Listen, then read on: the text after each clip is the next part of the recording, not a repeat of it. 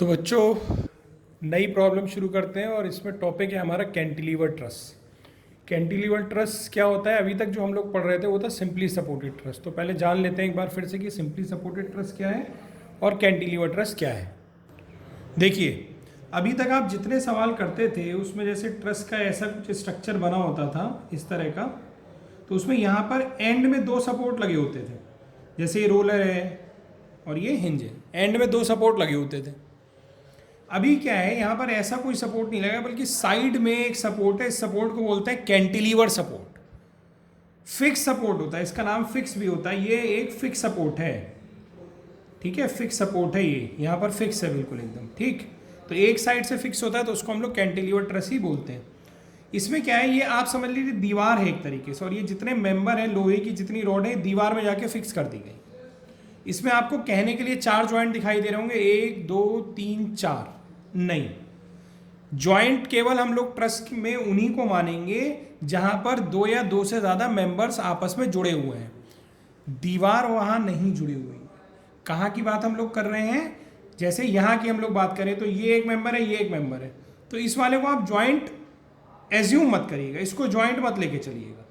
इसी तरह इसको तो जॉइंट नहीं लेंगे, यहाँ 2 या 2 से ज़्यादा मेंबर है ही नहीं, ठीक है ना। इसको भी तो हम लोग जॉइंट लेके चलेंगे सी और डी को केवल। हमारा सवाल उतने से ही सॉल्व हो जाएगा। तो इसमें एक बात ध्यान रखिएगा, कैंटिलीवर ट्रस में कभी भी ये जो दीवार में जो आपको जॉइंट दिखाई दे रहे हैं ना, इनको आप कभी भी लेकर के सॉल्व मत करिएगा, ठीक है। तो अगर मैं इनको नहीं लेता हूं तो मैं सबसे पहले कौन सा जॉइंट लूंगा?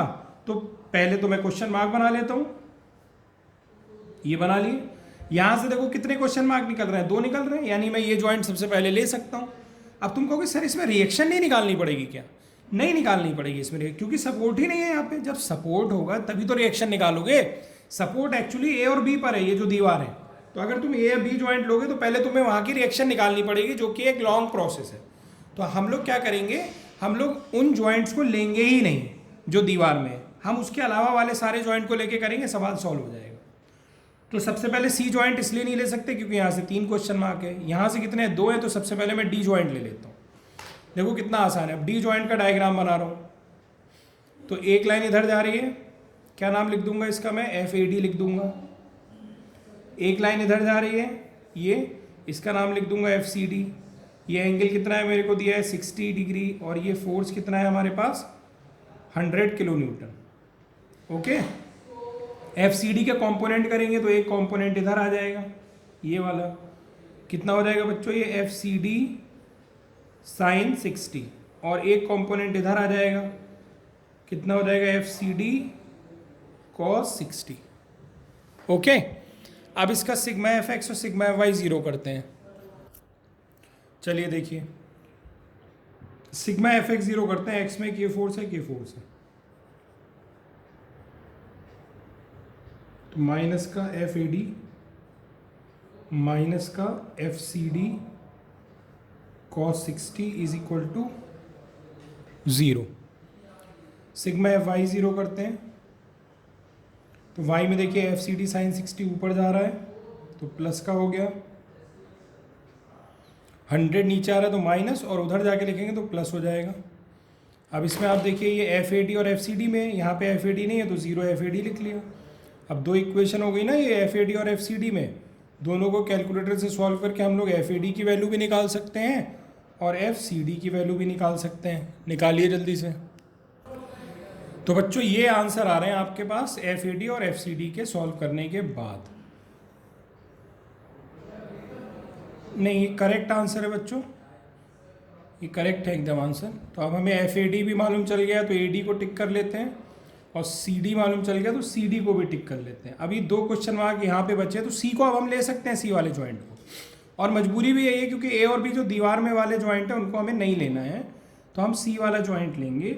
C वाले जॉइंट पे ऐसे तो 3 क्वेश्चन मार्क जा रहे थे, लेकिन अब एक नोन हो चुका है, तो अब हम C वाला जॉइंट ले सकते हैं। चलिए C वाले जॉइंट का डायग्राम हम लोग अब बनाने की कोशिश करते हैं, देखिए कैसे बनेगा।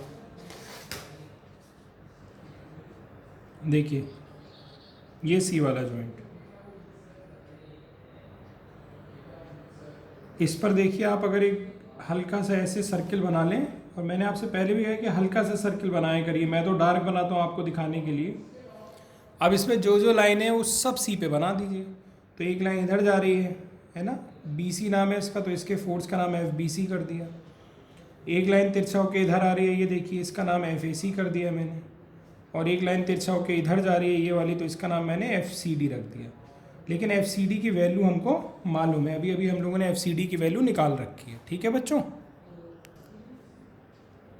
ये आई थी 115 115.47। ठीक है, अब आप ध्यान से देखो, यहाँ पर एक y वाली लाइन बना लेता हूँ, ये x वाली लाइन बना लेता हूँ। अब हमको कंपोनेंट करने पड़ेंगे FAC का भी और FCD का भी। तो ध्यान से देखो, अगर ये वाला एंगल 60 है तो इसका ऑल्टरनेट एंगल एकांतर कोण ये भी 60 हो गया, 60 हो गया ये। इसी तरीके से अगर आप इस लाइन को थोड़ा आगे बढ़ा दोगे तो ये 60 है, तो इसका एकांतर कोण ऑल्टरनेट एंगल ये भी 60 हो गया, ये भी 60 हो गया। अब कंपोनेंट कर सकते हैं। चलिए अब कंपोनेंट करते हैं। तो FCD का करेंगे तो इधर क्या आएगा, एंगल के साथ वाली लाइन पे cos, तो FCD cos 60। एक कंपोनेंट इधर आ जाएगा FCD sin 60। इसी तरह से FAC का करेंगे तो एंगल के साथ वाली लाइन पे इधर क्या आ जाएगा, cos आ जाएगा, तो ये हो जाएगा FAC cos 60, और एक इधर आ जाएगा FAC sin 60। तो सिग्मा FX और सिग्मा FY 0 करते हैं अब हम लोग। तो चलिए पहले मैं सिग्मा FX 0 की इक्वेशन लिख देता हूँ। तो x में देखिए इधर ये प्लस में है, तो FCD cos 60 माइनस, क्योंकि ये दो फोर्स जो है अभी हमारे पास वो लेफ्ट में जा रहे हैं, एक FBC जा रहा है, एक FAC जा रहा है। ठीक है, तो ये हो जाएगा minus FBC minus FAC cos 60 is equal to 0। यहाँ पर आप ध्यान से देखो FCD की वैल्यू हमें मालूम है, ये दी हुई है, तो रख देते हैं इसको। तो ये हो जाएगा 115.47 cos 60, और ये दोनों उधर ले जाओ इक्वल टू, तो इधर ले जाओगे तो प्लस हो जाएंगे, तो FBC plus FAC cos 60। Okay, इसको थोड़ा सा सही करके लिख लेते हैं, इस वाले पार्ट को इधर लिख ले रहा हूँ मैं। तो ये हो जाएगा FBC plus FAC cos 60 is equal to 115.47 cos 60 की वैल्यू हम लोग निकाल सकते हैं। तो ये आ रहा है 57.73। ये हो गई इक्वेशन नंबर 1 सिग्मा FX वाली। ओके, अब सिग्मा FY वाली इक्वेशन हम लोग बनाते हैं, y वाली इक्वेशन यानी कि ये। तो इसमें हम लोग देखें ज़रा, तो FAC नीचे आ रहा है, तो माइनस FAC sin 60 और माइनस FCD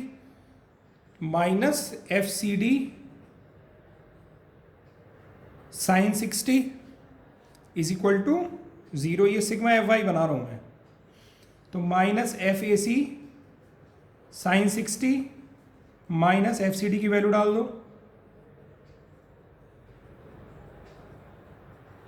बराबर 0। यहाँ से हो गया माइनस FAC sin 60, और ये वैल्यू माइनस की उधर जाके प्लस हो जाएगी, और इस पूरे की वैल्यू निकाल लेता हूँ मैं कि कितनी आ रही है। ये आ रही है 99.99, तो मैं उसको 100 लिख दे रहा हूँ। Equation number 2। बहुत ध्यान से देखो 1 और 2 को, FBC FAC, इसमें FBC नहीं है तो 0 इंटू FBC कर लो। अब दो इक्वेशन है, दोनों को कैलकुलेटर से सॉल्व कर लीजिए, आपको आंसर मिल जाएगा। जल्दी सॉल्व कीजिए। तो बच्चों इन इक्वेशन को सॉल्व करके ये हमारे आंसर आ रहे हैं। ठीक है, तो बच्चों इस तरह से हमने सारे क्वेश्चन मार्क टिक कर लिए। सी वाला जॉइंट लिया तो ये भी मालूम चल गया, और देखो केवल सी और डी जॉइंट लेने से ही हमारा सवाल सॉल्व हो गया। ये जॉइंट की हमें ज़रूरत नहीं पड़ी। कैंटिलीवर ट्रस में हमेशा ऐसा होगा, तुम ये वाले जॉइंट मत लेना। फिर इसका मैंने एक वही आंसर टेबल बना दिया है। मेंबर सी डी में इतना फोर्स था, प्लस का था टेंशन, माइनस का था कंप्रेशन, प्लस का टेंशन, माइनस का कंप्रेशन। यहाँ पर आप साइन लगाए ना लगाए, माइनस प्लस के कोई फ़र्क नहीं पड़ता। अगर प्लस का फोर्स आए तो टेंशन लिखिए, माइनस का फोर्स आए तो कंप्रेशन लिखिए। ठीक है, ओके।